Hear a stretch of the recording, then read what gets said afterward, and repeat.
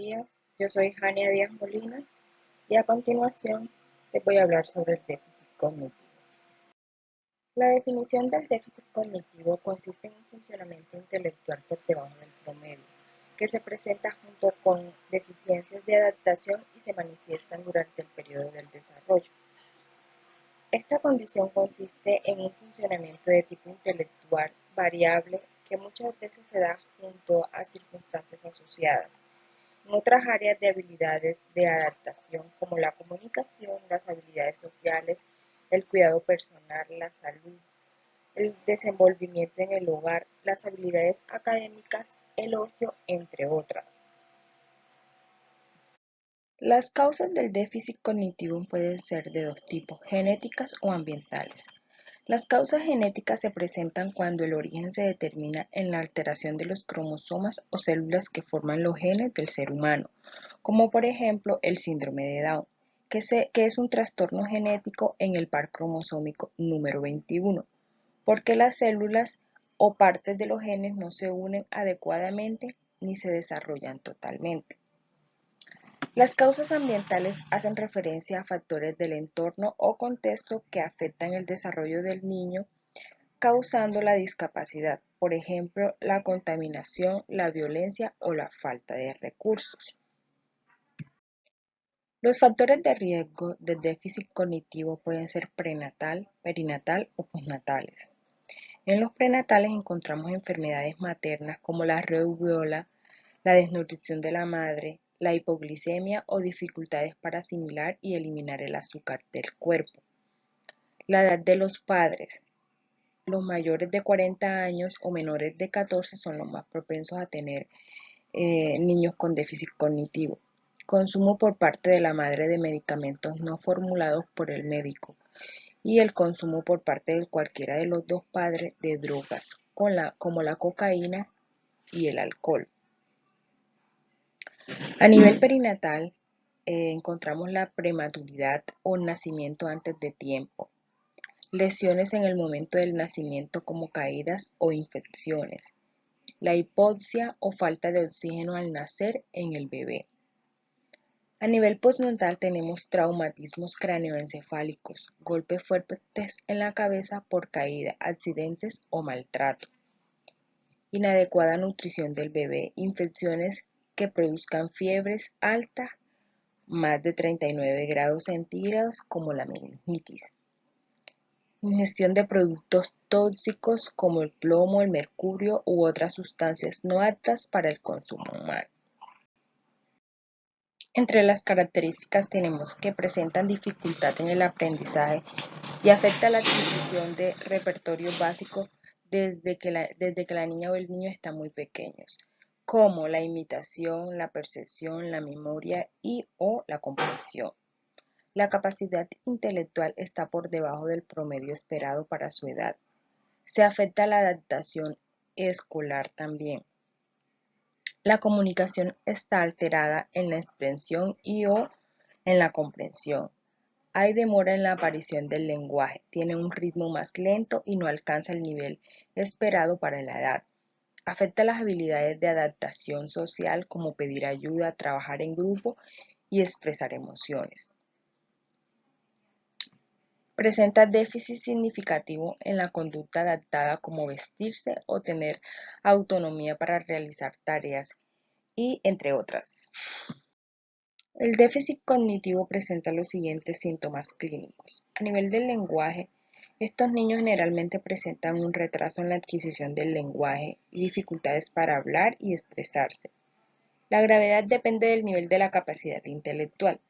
Los casos leves pueden alcanzar un desarrollo del lenguaje que es solo un poco menor que el de los niños con un desarrollo típico. Los casos graves o profundos casi no pueden comunicarse o solo pueden decir algunas palabras. A nivel perceptivo, son lentos en percibir y reaccionar a los estímulos ambientales. Tienen dificultades para distinguir pequeñas diferencias en el tamaño, en la forma y el color. A nivel cognitivo, la capacidad de analizar, razonar, comprender, calcular y la del pensamiento abstracto están afectadas en mayor o menor medida según la gravedad. Los niños con déficit leve son capaces de alcanzar habilidades de lectura y matemáticas aproximadamente al nivel de un niño de 9 a 12 años.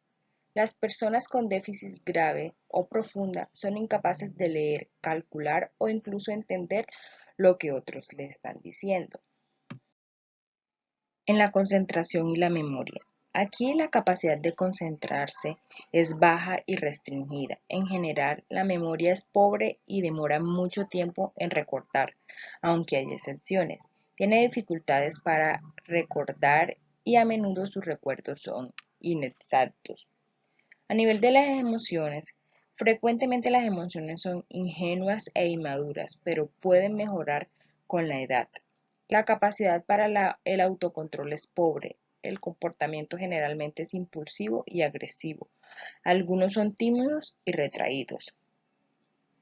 A nivel de conducta, tenemos que a menudo tienen dificultades importantes en la coordinación y pueden ser torpes o mostrar movimientos excesivos. En casos graves es frecuente observar movimientos sin finalidad o estereotipados, tales como golpearse la cabeza, morder, gritar o romper su ropa, tirar el cabello, a jugar con sus genitales. También se pueden observar comportamientos destructivos, agresivos y violentos. En el caso del déficit moderado y grave, pueden presentarse conductas autolesivas, tales como golpearse o morderse. El déficit cognitivo se caracteriza por un retraso en el desarrollo del funcionamiento intelectual y dificultades en el funcionamiento social y adaptativo. De acuerdo a la gravedad del retraso, el funcionamiento intelectual, las dificultades en el funcionamiento adaptativo y social, se describen 4 niveles de gravedad. El primero es el déficit cognitivo leve. El coeficiente intelectual suele estar entre 50 y 69 y representan aproximadamente el 80% de todos los casos. El desarrollo durante los primeros años es más lento que en niños de la misma edad y los hitos del desarrollo se retrasan. Sin embargo, son capaces de comunicarse y aprender habilidades básicas. Su capacidad su capacidad de usar conceptos abstractos, analizar, sintetizar están afectados, pero pueden llegar a leer y calcular a un nivel de tercer a sexto grado. Pueden hacer tareas domésticas, cuidarse a sí mismo y realizar trabajos no calificados o semiespecializados. Por lo general requieren de algún apoyo. En el déficit cognitivo moderado, el coeficiente intelectual está entre el 35 y el 49, representando aproximadamente el 12% de todos los casos. Son lentos en alcanzar los hitos del desarrollo intelectual. Su capacidad para aprender y pensar lógicamente está disminuida, pero son capaces de comunicarse y cuidar de sí mismo con algún apoyo.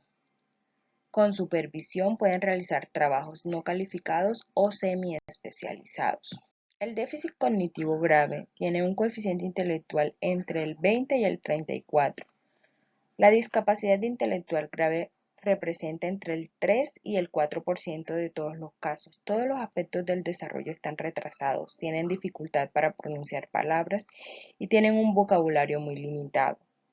Con práctica y tiempo considerable pueden adquirir habilidades básicas de cuidar de sí mismo, pero todavía necesitan apoyo en la escuela, en casa y en la comunidad. Finalmente, el déficit cognitivo profundo presenta un coeficiente intelectual por debajo de 20. La discapacidad intelectual profunda representa del 1 al 2% de todos los casos. Estos individuos no pueden cuidar de sí mismos y no tienen lenguaje. Su capacidad para expresar emociones es limitada y difícil de comprender. Son frecuentes las convulsiones. La discapacidad física tiene una expectativa de vida reducida. El diagnóstico del déficit cognitivo se da mediante la evaluación del desarrollo y de la inteligencia, pruebas de imagen del sistema nervioso y una prueba genética. Muchos niños son evaluados por el equipo interdisciplinario, en los que interviene un neurólogo pediátrico, un pediatra especializado en problemas de desarrollo, un psicólogo, un fonoaudiólogo, un terapeuta ocupacional, un fisioterapeuta, un trabajador social o un miembro del personal de enfermería.